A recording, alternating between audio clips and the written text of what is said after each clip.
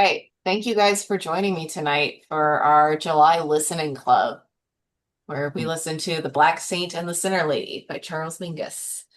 Um, Let me go ahead and get through my normal spiel and all of that, and then we'll get started on the conversation. So this is our listening club. We have two other clubs that we have here at Dragonfly Arts.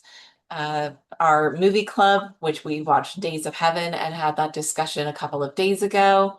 Uh, this is our listening club. We also have a quarterly book club that this is actually the month for our book club. So we will be discussing that in a couple of days.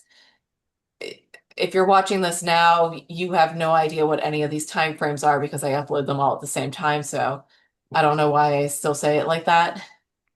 But yeah, hopefully you're watching us over on YouTube. And if you are on YouTube, you can join us over in our Facebook group where I announce these on the first of every month. You can also find any of our past picks on there, and I'm going to put the link for that in the description. We don't just do these clubs, we are just a group of artists that come together and talk about creative stuff. If you're in the Los Angeles area, we have meetups occasionally. So it's a lot of fun and it's a good group of people, and I enjoy our discussions. And if you like us and would like to support us in everything we do have a Patreon, which I will also leave the link to in the description. So help us. I'm keeping it shorter and sweeter today. I'm still trying to sort through new things. We moved our entire streaming service and how we do these calls, so everything is a little different today, this month in general. So please forgive any sort of technical difficulties or weirdness. But yeah, let's talk about Charles Mingus. So this is an album that was released in 1963. It was recorded in January of 1963 and then released in July of that year. And it's kind of an interesting album. It is basically a single continuous composition. It is divided into four tracks and six movements. Had you guys listened to this album before? I had not. Oh, yes, many, many, many times. Yeah. Tim is our resident jazz guy, so uh, It was an interesting, I thought it was a very interesting choice. It's because I think it's a very challenging album for listeners who are new to Mingus, listeners who are new to long form through composed jazz. Just in general, I think it's a challenging album if you don't come to it with an awareness of how Mingus composed. And but I'll just leave it at that. I stopped picking pieces based on what is an easy entry point for a lot of these because we have a lot of the same people on the call, and in general, I'm knowledgeable in like what backgrounds people have. Um, and I do think that this is an interesting album to discuss. I mean, it's kind of between I really wanted to do Charles Mingus, and it would be between this and like Mingus from 1959 are like the two choices. But I like this album, which is I'm not a huge jazz person, but I like Mingus, and I think that's because he has a background. He wanted to like do classical music, and he has a lot of that comes into his compositions, and I think my classical musician brain latches onto that a little bit easier. Also, I think its track C has a great flute part. There you go. Yeah, Reason so enough to be on the call. um I actually like this album a lot. It feels like a soundtrack. It does.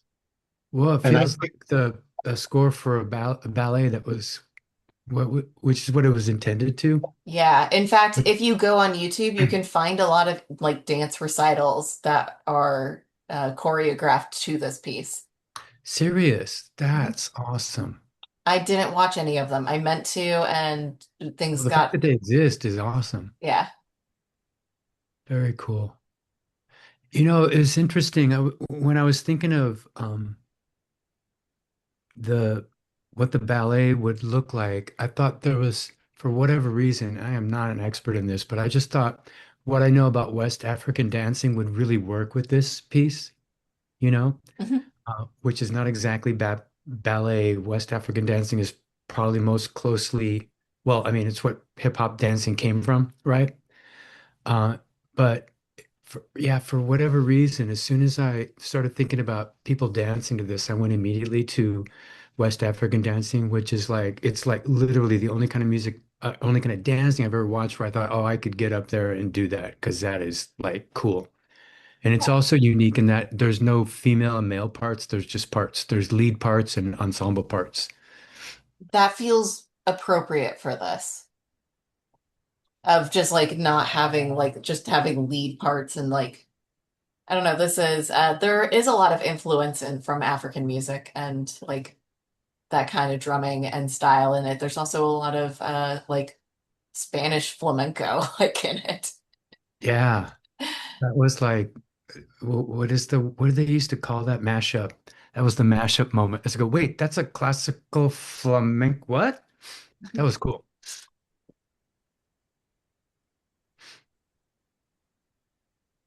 I'm going to expect a lot of discussion from Tim's end because I think he's more knowledgeable on this than I am by a long shot.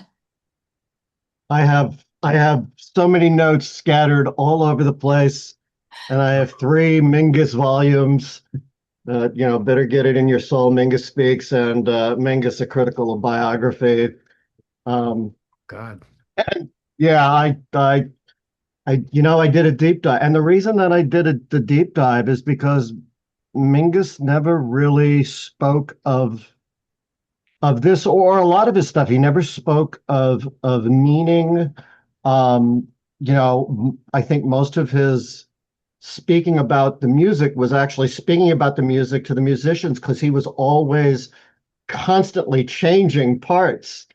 And some of that arose from the fact that he frequently had different musicians on dates than who he was used to. And so he would bring them in and then he would try to make something for the new musician or let the new musician figure out his or her own place within the piece. So, it's but he never said this is what I was trying to express with this, so it's kind of left to the critics and the audience to determine what it means. I think it would have been more if when he was still alive and around the time he was writing it, if somebody had actually choreographed um, a dance for this piece.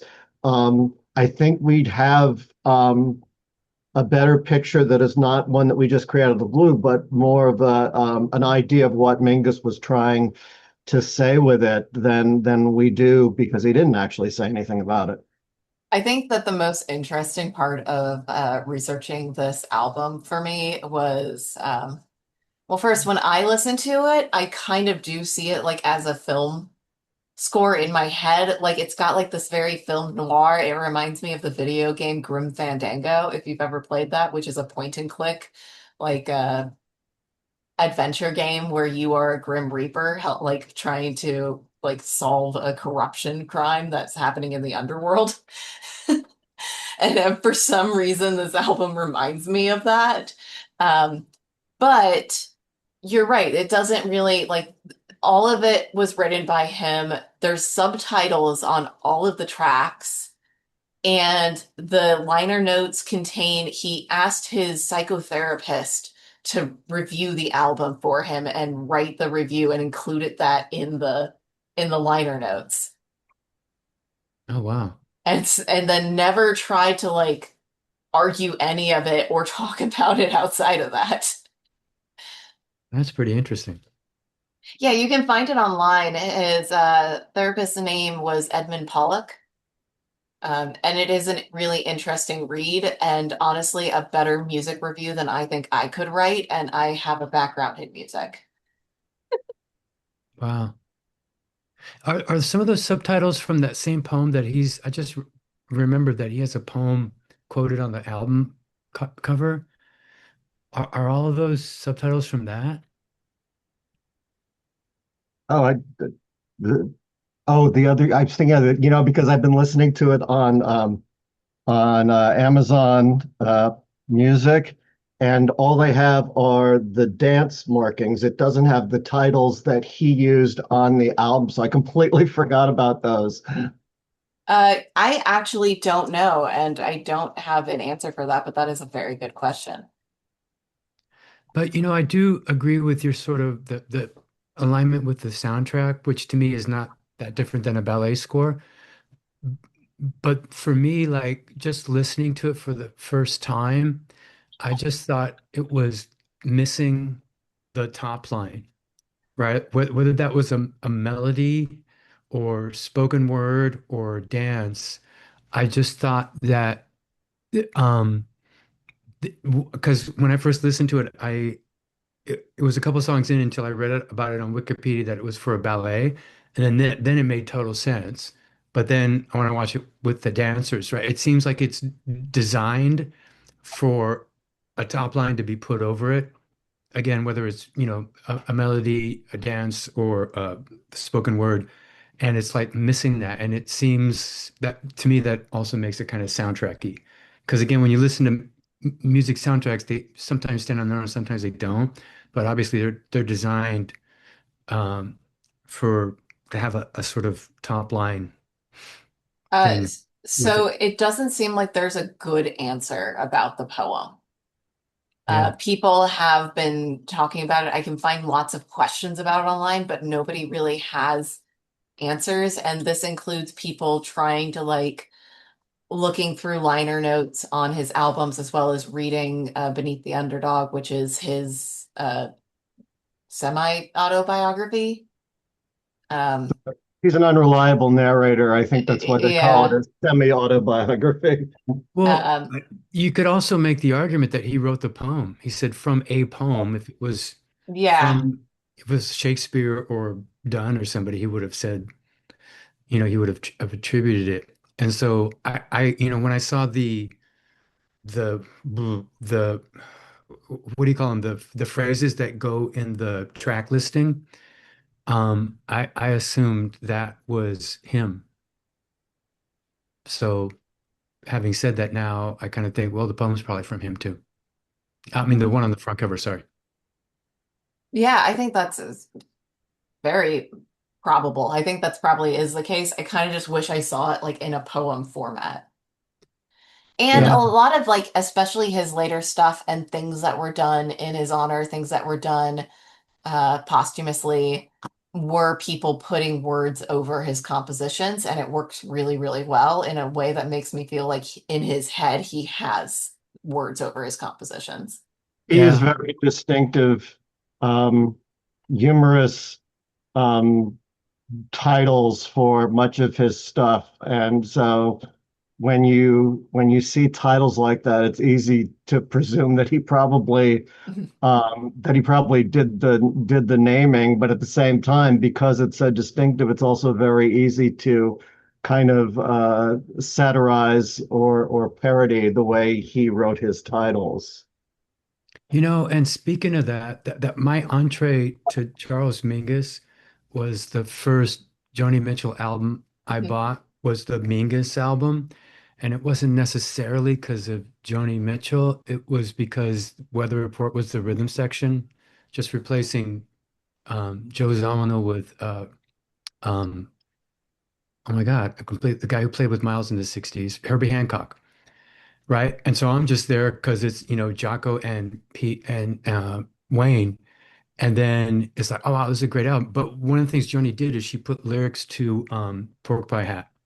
And it's a really stunning rendition. And it was totally lost on me at the time that this is a quote unquote folk pop singer just nailing um, a jazz standard, and not only that, but giving it lyrics. And it's not Mingus lyrics at all. It's very Joni Mitchell, but it's also topical. It talks about Charles and Lester Young in a cab together. It talks about um, mixed race marriages. It's really interesting lyric, but she just she sings the heck out of it, which was surprising listening to it, decades later. Yeah, I really want to revisit that because I feel like I listened to it when I was like in college and I didn't quite comprehend it. Mm. Which one? Joni Mitchell, the Mingus. Yeah. Um, One of my I, two favorite Joni Mitchell albums from that last half of the 70s. Hmm. The other one being Hajira, which is just an absolute. Did we do Hajira for Music Club? no, Okay, for some reason I thought we might have done it. Yeah, Hajira I just think is an absolute masterpiece. But trying back to to. me. Give me 1 second so I can pull up my stuff. Um, Oh, she's doing that, Tim. What did you think about the top line hypothesis thought that I had? That's why I think it does feel like that, and I think Mingus knew it felt like that because a lot of the times, um, when you hear the alto solo, it's Charlie Mariano, and Mingus brought him in after the band had recorded the rest of it, and he would just cue Mariano when he needed him to solo in certain parts. Oh, it's an Um, and overdub. you, and you can, yes, he did an overdub, and you can kind of tell those moments from the rest of the works because they feel a little bit more thematic. I don't feel like there's anything super thematic until you get to the last two parts. When you have that great the one theme that I think Rebecca likes da da da da da da da da da da da da da da. it's That's the also one. happier than like the rest of it. Sure, and that's a whole other conversation we could have about Mingus because when I listen to Mingus, I hear so much Duke Ellington Oh in yeah. his arrangements, in his how he stacks his chords and his sounds, his harmonies. It feels like Ellington, but Ellington was a very optimistic man, and Mingus was a very angry, cynical man, and that comes out that's how you can tell a Mingus piece from an Ellington piece. It sounds like Ellington, but it's pissy in many cases. I don't mean to like make uh judgments on it, but I feel like because Mingus did say that Ellington was like his biggest influence, along with like church. He learned how Mm. to play in like church bands when he was younger, but most of his like playing career was done with uh like Charlie Parker and like a lot of like these other guys that he just hated playing with because they were all about like the party scene. Mm. Um, wrote down one of the experiences. Um, one talking about What like he his crazy titles. I like from Mingus Dynasty. Uh, he changed the title, but the original working title of one of the songs was "If Charlie Parker were a gunslinger, there'd be a whole lot of dead copycats." Mhm. That's bird Gunslinging Bird. yeah, but there would be the title as it eventually was released on Mingus got it here somewhere. Mingus Dynasty is the one Well, that it was, but it is. but he also recorded it on Mingus Mm, Mm. but yeah, that was Hey, I wanted to add one thing to his influence, and I, I can't put this in the context of late 50s, early 60s, so maybe you can, Tim. But there seems to be a heavy blues influence um, mhm. that I don't think was hip back then. But then I think about Monk and going, well, Monk is blues, but he's also like it's crazy blues, right? And then Ornette Coleman was obviously a lot of blues, but blues the way Charles is doing it, I don't think was certainly not the fashion, but I think he influenced a lot of people afterwards that it's okay to do to have heavy blues influences if you do it right. But I could be completely out base on that. What do you think? I think that a lot of that has to do with the fact that when Mingus composed with blues, he was using blues harmonies, but he rarely used the blues form. You never heard Mingus doing 12 or 16 bar blues. He would do what something that Dick Grove told us a lot about when I was in his harmony classes was applying blues harmonies to 2-5-1 progressions, in which case, instead of playing through a musical progression and trying to have the melody make the sounds of the chords, you would play over it. You would superimpose a sound. And so when you're playing on an active chord, when you're playing on a resting chord, you're playing the what he would call the line seven, the bass scale. If you're in B flat, you'd be playing B flat major. If you're in E flat, you'd play E flat major. But when you go to an active chord, you shift to the blues scale of that tonality that you're in. So he could pick a chromatic chord that would be chromatic to like B flat. You could say play D flat, play a D flat seven over B flat, which is not a chord that comes from a B flat major harmony, but you stay in B flat and play blues scale B flat over that distant harmony, and that implies that will give the sound of blues throughout. If you do that consistently throughout a piece, it'll sound like blues, even though it's not what most non-black people think of as blues, which is 12 bar or 16 bar or 8 bar blues form. That was a long-winded answer, I Well, know. wait, so to sum that up, because you did lose me a little bit, but to sum that up, you're saying he's not using blues form, he's using uh uh he's He's not literal harmonized. blues harmony, but he's giving the harmony a taste of the blues. Oh, I like Yes that. and no.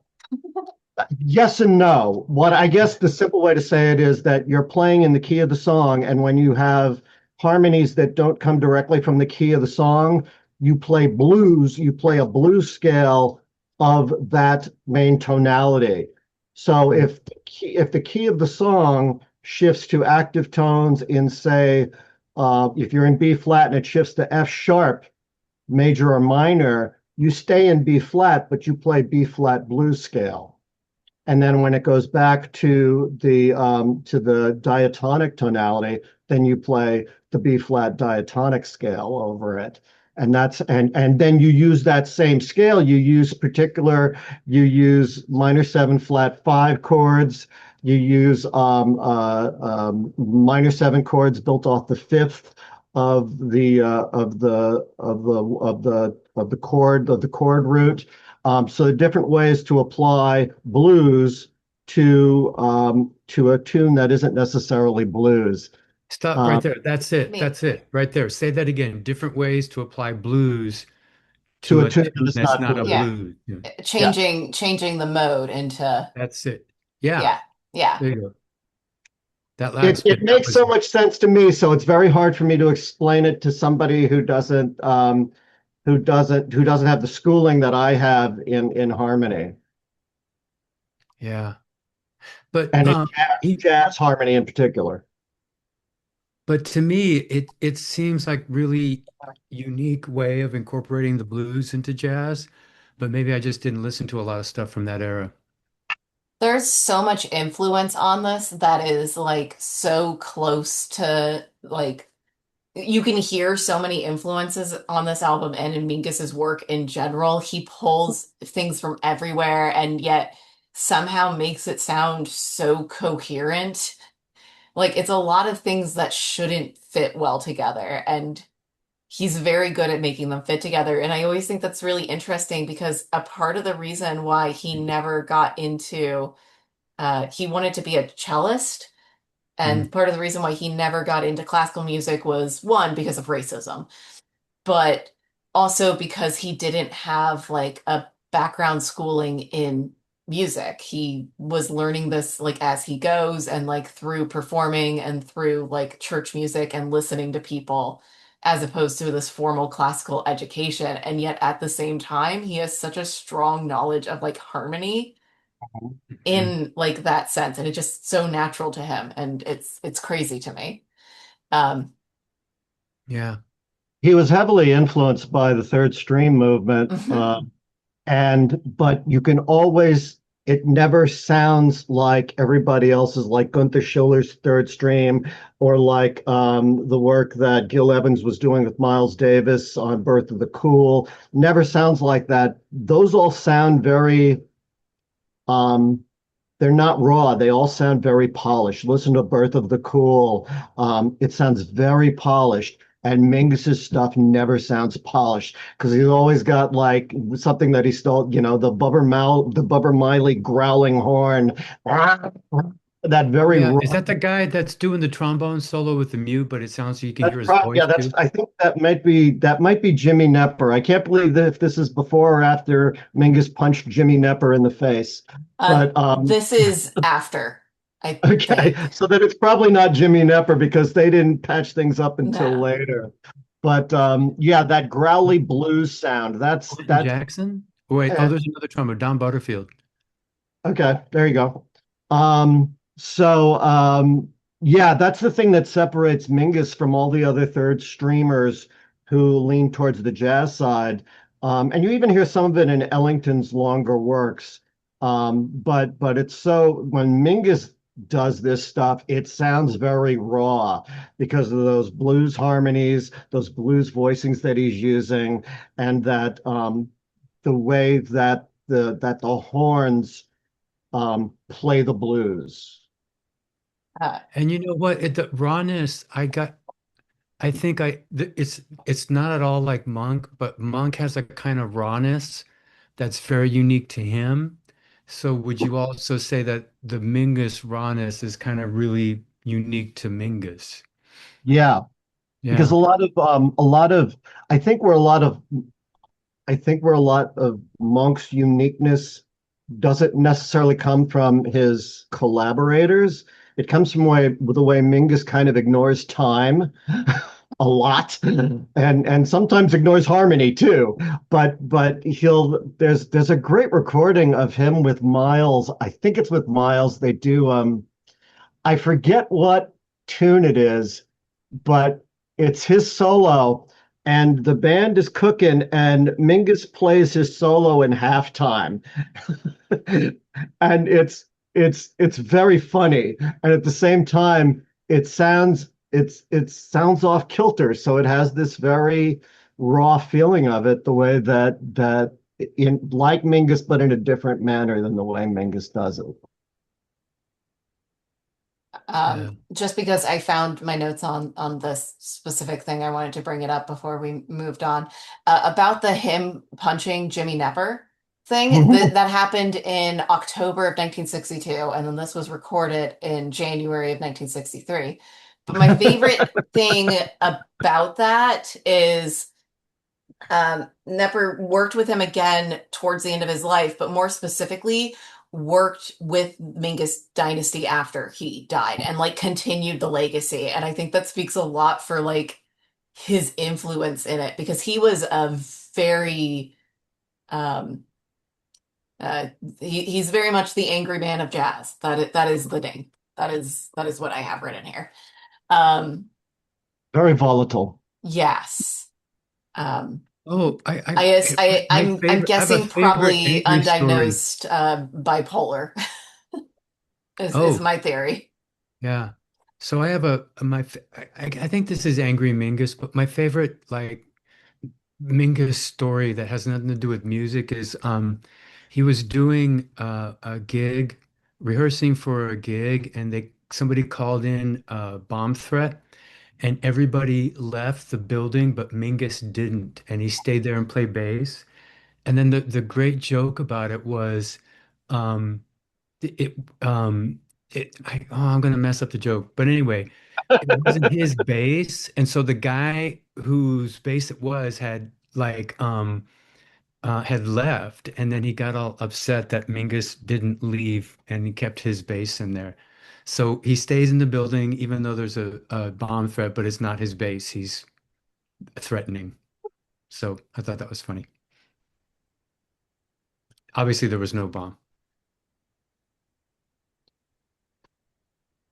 Anyway, Foreign stuff. I also want to give some love to Danny Richmond, which it seems like to me they misspelled his name here. Is that how you spell Jackie Byard too, Tim?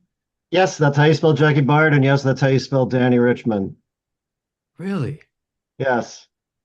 Well, I mean, Danny's Jackie real. Byard, I don't know, but like okay, well maybe I've seen places where they spell his name with the Y, but I love his playing and Mingus like I don't know if he did all of his stuff with Danny, but Danny was his main guy, Yeah, and that was just kind of cool that you know they sort of I don't know of Danny Richmond like doing a lot of stuff with a lot of other people.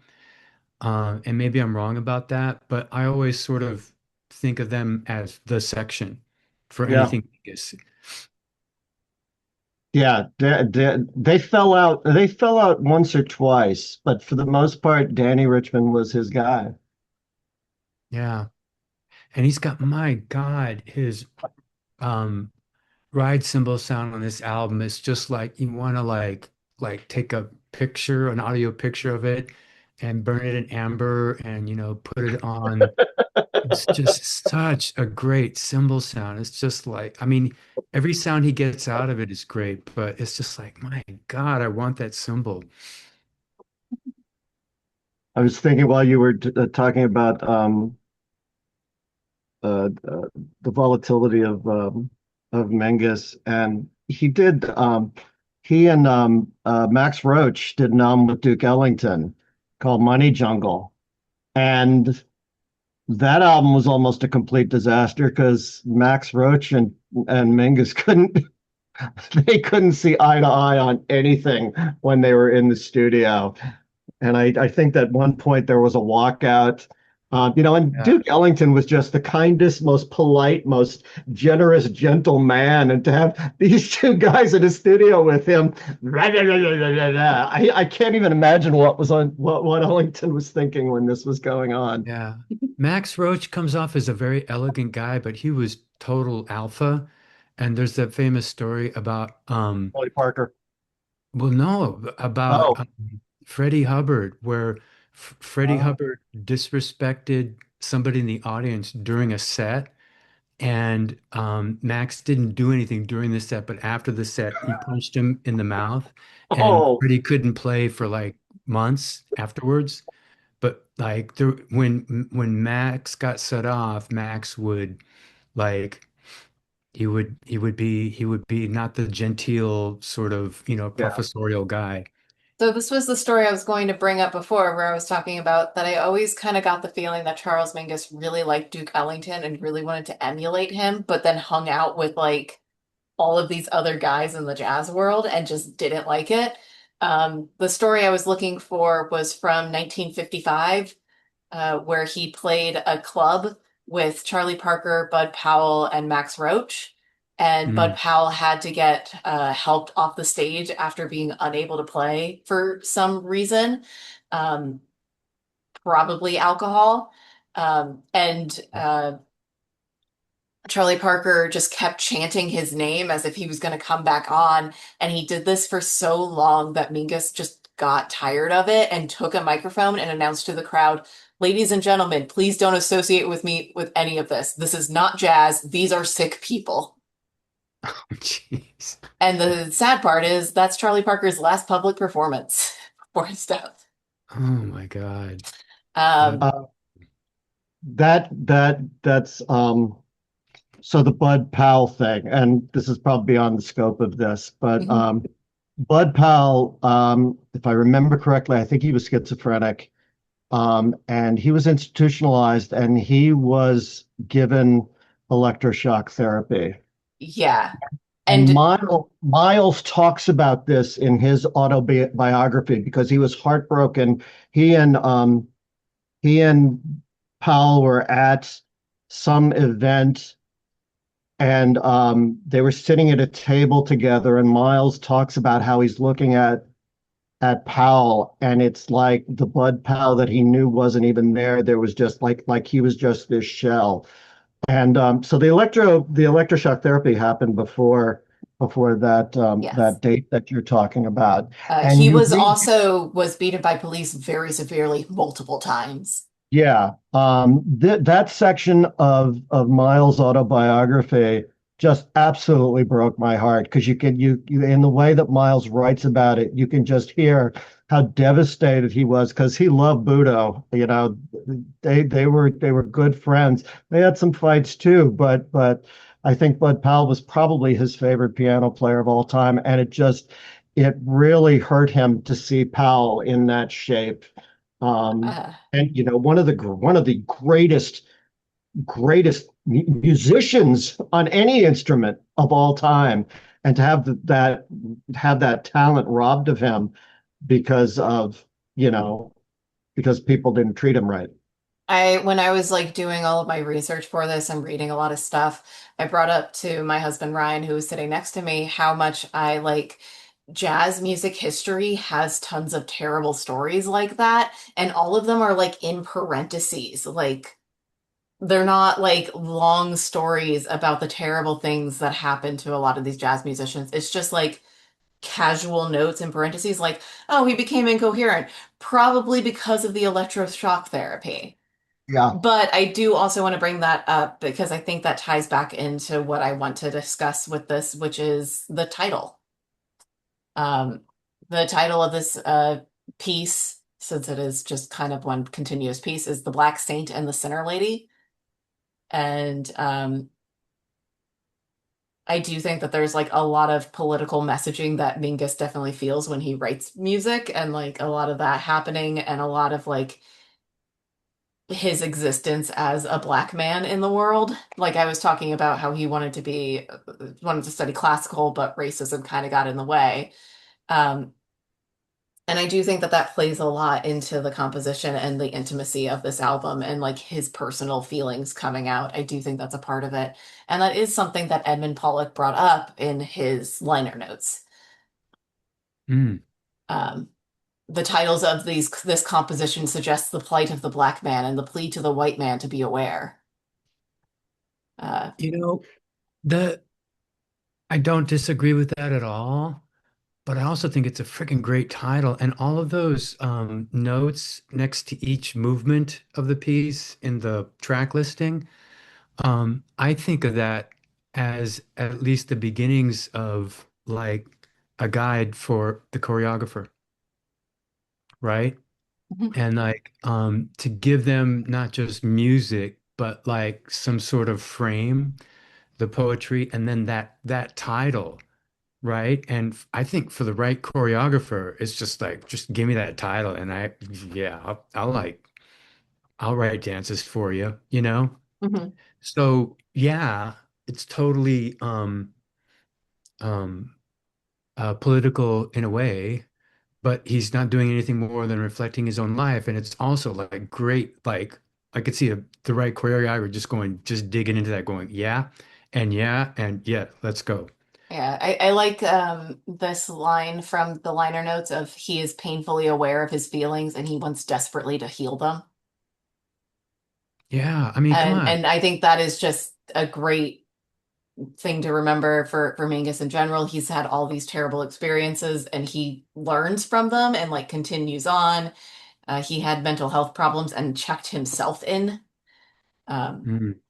so he's very much a person that like looks to move forward and learns from it and puts all of these personal experiences and his own feelings into the music. Yeah. And if you're a choreographer, you get a line like that. It's like, yeah, if you can't write something to that, I don't know I can't help you. Come on. It's a story in and of itself. I know. It's it I I wonder if it's the title of the poem. it Sorry. I find this interesting when compared to his other long form stuff because he in those pieces like Pithecanthropus erectus he talked about what, this is what I was thinking of when I wrote this piece. And I find it confounding that he never spoke about what this was in more specific terms. Um, and I think I wish that he did that because, like you said, it's like it feels like a movie soundtrack because until you get to that third movement, there aren't really themes that you can grab onto. It's just like through composed, like he's responding to something that he's seeing that's constantly changing, and it's hard to find a narrative through that, except for whatever you can grab onto musically. And Bob Thiel had a lot to do with the fact that it congeals to the extent that it does, because a lot of this stuff was edited. Bob Thiel took, I guess, the hundreds of hours of tapes, and this is. I don't think Is he the arranger, Tim? I don't think Teo Macero had been working with Miles yet, because once he started working with Miles, he was a composer as well with this European background, and he was the one that got Miles into letting him piece together parts, which you first hear with Miles on In a Silent Way, where they just did hours and hours of stuff, and then Teo Macero took it and said, okay, we'll take this, we'll put it here, we'll take this here, here, here, and then we'll take this first piece and we'll repeat it at the end to just give it a through line. And that's kind of what Bob Thiel did here on this. But even so, we don't. It feels like there's no strong thematic motifs until we get to those last two parts. Hmm. If that makes any sense at all. I know I babble a lot. Sometimes I'm free thinking and just shit comes in and then stuff comes out of my mouth and I don't have any control over Sometimes we need time to process things. We can't just like respond to something immediately, Yeah, that especially when it's reminded something as like interesting as this. yeah, that reminded of me of how he paid for the rehearsal and the honing of the arrangement. And I'm just getting this from Wikipedia, so I'm taking it at its word. He Bob Hammer was the co-orchestrator for the album, and Charles like absorbed the rehearsal band for a 6 weeks gig he had at the Village Vanguard, and they worked this out night after night. And I think, man, what a great way to pay your musicians for rehearsals, right? Because a jazz audience would be, down for that. That wouldn't be, completely out of the beyond the pale that you're like working a tune out, and it's a big complicated tune, and we're gonna work it out, and you come in a week, and it'll probably be different. Uh, because we are coming up on an hour here, so I do want to see if there's anything that people want to talk about before we end for the evening. But I also want to ask Tim, you said this was a very difficult piece to jump into Mingus on. Where would you suggest starting with Mingus? For Mingus, I always go with Mingus because it's Yeah. very distinctively Mingus, but it's lots of themes and motifs that you can grab onto, and it's easy to understand, and also has the absolutely most beautiful ballad that he ever wrote, which is Goodbye Pork Pie Hat, which is And the just Spider-Man theme from the 1960s. uh, it's just such a beautiful piece, and there's a lot of fun stuff. When you called this out, whenever I think of Mingus, there are two pieces that appear in my head, and it's either "Better Get It in Your Soul," which opens up Mingus, or it's "Boogie Stop Shuffle," which my band used to play back in the '90s. Um, but yeah, whenever I think of Mingus, I think for a first time listener, there's such great musical ideas going on that it's very easy for people who don't know Mingus or don't know much about jazz to grab onto. Fair. And I was serious about the Spider-Man theme from the 1960s thing. There's a bit of it's lifted from Boogie Stop Shuffle, or Spider-Man, heavily influenced. Spider-Man, What's that? Spider-Man, Spider-Man, friendly neighborhood Spider-Man. That one? Yeah. Yeah. I think it's heavily influenced. Da-da-da-da-da-da-da-da-da-da-da-da-da.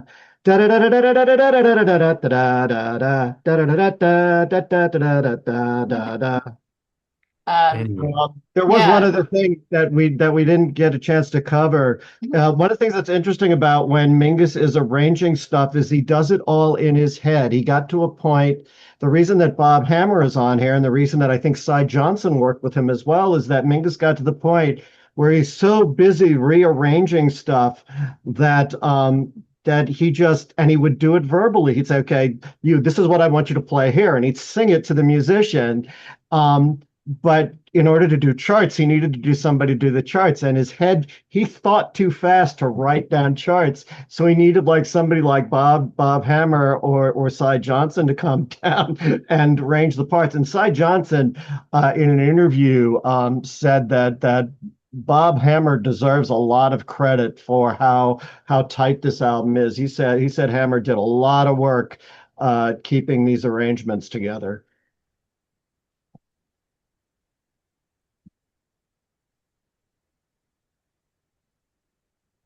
Awesome. yep, yep, yep. All right. Were there There's another any? great there's another great album too. He recorded one album for Bethlehem Records, which also has one of the greatest Duke Ellington albums on it. That's called East Coasting, and it's all original material except for the opening piece, which is the old standard Memories of You, and it's played at this elegiac tempo, and it's so fucking gorgeous. And it's Mingus playing a lot of bass, and that's the other thing. Mingus always gets thought of as a bass player first, but honestly, I think he should be thought of as a composer first and a bass player second. Um, Mhm. just because he's important as a bass player, but he's more important as a composer. I completely agree with that statement. And let's not forget the classic album title, Mingus, Mingus, Mingus, Mingus. Mingus, take that Duran Duran. All right. I want to thank you guys for joining me tonight. Um, I Thanks for having really, us. I really like talking about this album, and I hope to catch you guys on the next one. I'm sorry if I talk too much. No, I wanted you to. This one was all teed up for you, Tim. I'm All right. embarrassed.